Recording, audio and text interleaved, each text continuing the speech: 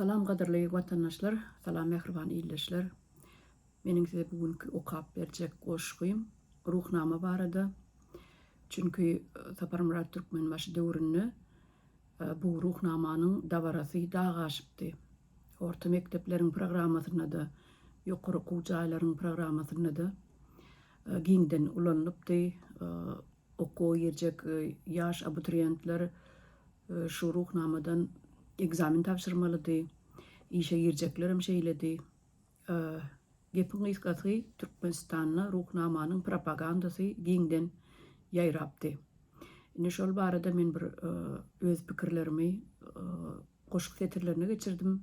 Dinläň lezzet alyň. Goşkyň ady ruhnama.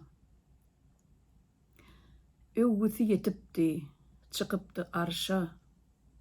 Ýat tutully, pıçak diýrilip gerşe.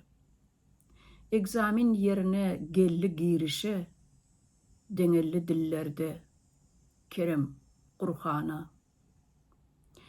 Perişte özüni saýypdy şahir, özünden özgäni görüpdi pahir.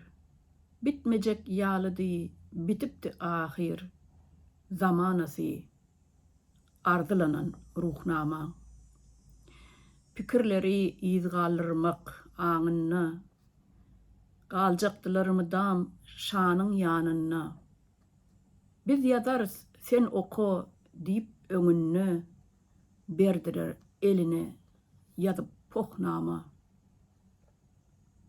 Nobat gelli ýene birine ýazmana, öňkü ýalan düzse bulam düzmäne. Bir ajaýyp pursat gelli azmana, ýene bir ýazyja ýazyp boknama. Gat-gat kitap ýazdy bar bimany, ýazdy gowreli diýen gelni gidenany.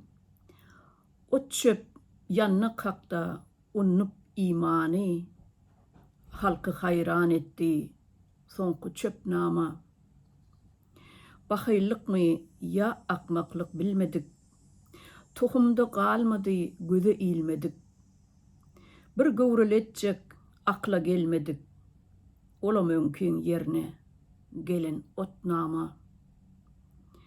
Gelen ýazýar eşek-eşekden galman, esasy zat gulak guýrukdan bolman. Ey türkmen madaret, garaşgyn ölmän, enniki tentegim ýazar bir nama.